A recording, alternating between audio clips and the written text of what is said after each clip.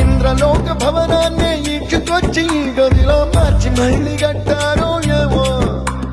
మాయజాలము తెలుసు మంత్రగారడి తెలుసు రెంటి కన్న ఇది ఇంకోటేమో నీలాకాశం నేలాకొస్తే ఇట్టాగే ఉంటాదో ఏమో ఈ సంతోషం దాచాలంటే